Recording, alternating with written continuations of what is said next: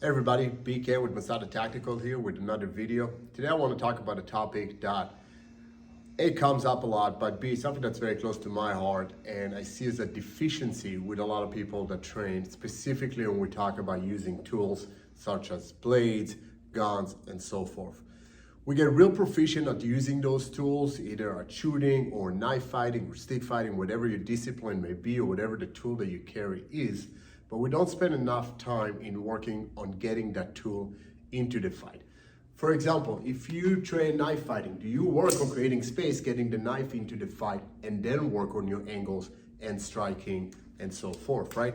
If I cannot get that knife into the fight, arguably, I cannot fight with the knife, right? And that tool becomes obsolete at that point. When I'm teaching my wear and carry classes, my concealed carry classes, one thing that I spend a lot of time on and something that we can very easily practice in a dry form at home and get a lot of repetition that will make us that much better in a fight is actually just presenting and getting the gun into the fight.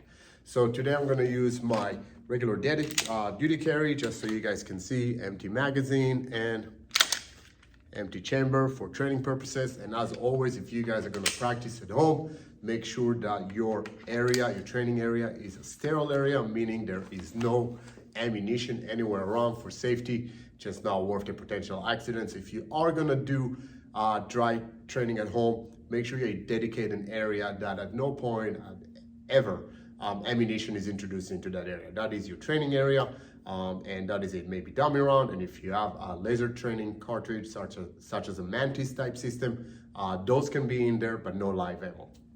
All right, so when we're presenting from a concealed position, right, the garment I'm going to use for concealment is going to matter. Right now I'm wearing a sweatshirt, oftentimes it's a t-shirt, it's something I'll have to pull out. Those of you that are wearing an outside the waistband type holster and have an outer garment that is kind of wrapped around, such as a button down shirt that you wear unbuttoned, or a vest or a coat, a jacket in the winter, right, the presentation is going to be different, or at least the part where I clear that garment is going to be different. One I'm going to have to pull out, the other one I'm going to have to sweep around. The end that I use for that process is going to vary, it's going to differ. So just make sure that you train in the manner you are most realistically are going to carry. I typically don't carry outer garments where I have to button and zip up, so this is more realistic for me. Since I'm going to use my strong hand to draw the gun, I'm going to use my support hand, in my case my left hand, to actually clear the garment, ideally, right? So that facilitates me grabbing the gun since I have nothing getting in the way, and it expedites the process. It makes it faster because as I'm clearing, my strong hand is already ready to go in. I will make a point, there are 3 steps when presenting from concealment that I teach, but those steps, as much as I would like to get them to happen as fast as possible, cannot intermingle, I cannot overlap them, and I cannot skip steps. So for example, if I try to grab the gun before I clear the garment, I'm obviously going to get in my own way. If I try to draw too soon, right, I'm not going to have a proper grip. So the 3 steps have to be sequential and in order, but again, I always want to aim to make them as fast as possible. So what are those 3 steps of presenting a gun from concealment? Step number 1 is clearing my garment. Obviously, I gotta be able to reach my gun, so I gotta clear whatever is covering it. Being a right-handed, I'd like to use my support hand, my left hand, to clear the garment. Obviously, if I'm wearing something on the outside that is open up the front, such as a shirt or a jacket or a vest, right, I can use my strong hand to clear it. There is a way of doing that correctly. I'm not gonna get into it in this video. Okay, so my support hand is going to grab my shirt or sweatshirt, whatever he's wearing. Ideally, I want to grab it at the bottom, but honestly, whatever I can grab and get a positive hold off, and I'm going to pull it up. I want to clear it as high as I possibly can, right? I want to minimize the chance of going partially and then drawing my gun and running into that garment, which is obviously going to get in my way, right? So I want to grab and I want to exaggerate that motion. We always joke around that in a gunfight, there is no modesty. So a statement I often use when I teach, not trying to be vulgar, but it is, show me your boobies, right? I want you to exaggerate that movement to where there is no chance that as I'm drawing that pistol, I'm running into it, right? So step number 1 is clearing that garment. Step number 2 is getting a positive grip on the pistol. right? I want to take my hand, I want to slide up. I don't have to look at it, right? I can use a tactile point of reference, my feel, right? And I can go all the way up the back strap till I get to the top of that beaver tail, wrap my fingers around. This is also where I would manipulate any type of retention mechanism. Obviously in an inside the waistband holster, very rarely will you find a retention mechanism. But if you wear an outside the waistband holster and you have a button, a hood, a snap, any kind of outer retention tool, then this is where I would manipulate it. On step number 2, when I'm actually grabbing that pistol.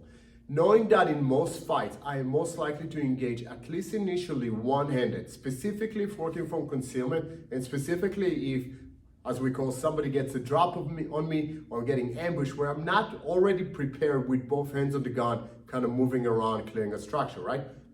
If somebody kind of ambushes me and I have to get in the fight, most likely I'm gonna only have one hand on the gun. So it's important that this hand has as good of a grip as I possibly can. This is the only hand that may control the pistol. And if I'm all the way down here and all wobbly, I'm probably not gonna hit anything. It's imperative that I have a positive, strong grip on the firearm, right? So one more time, step number 1 is clearing that garment. Step number 2 is a positive grip on the pistol. And step number 3 is presentation, drawing that pistol and bringing it into the fight. One more time, all 3 steps: clearing the garment, positive grip, presentation of the pistol. 3 steps. I am not getting in my own way. My goal is to make them as fast as possible, but as smooth as possible, right, without running one step into the other. So again, 3 simple steps that you can obviously practice on your own and you can get a lot of repetitions in. I stress again, if you practice it at home and you're doing this dry fire training, which I'm a big fan of, make sure you have a sterile training environment.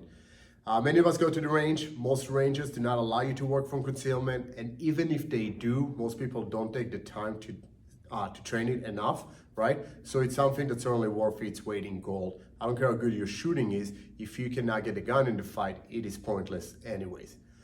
One more thing I will stress is practice it from different positions. A lot of us practice standing and we do it a lot and it's easy, but modern lifestyle kind of dictate that we spend a lot of time seated. Okay, we're in meetings, we're sitting at our desk, we're sitting for meals, we're driving in a car, right?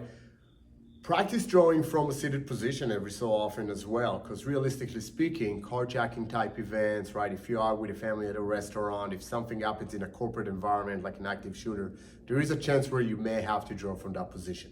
So you certainly want to take the time and practice drawing. Know your environment affects things, right? Is my desk getting in the way? If I'm in the car and I have a seatbelt over, can I still draw from wherever it is that I'm carrying? And can I manipulate my garment as effectively with that seatbelt over me, right? So those are all things that I can work in advance and not have to wait till the moment comes to find out if it works or doesn't.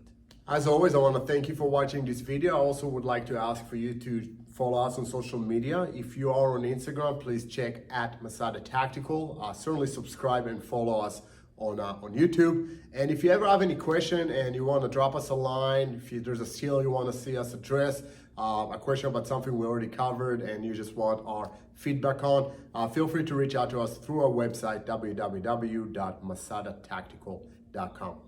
Until next time, watch your 6.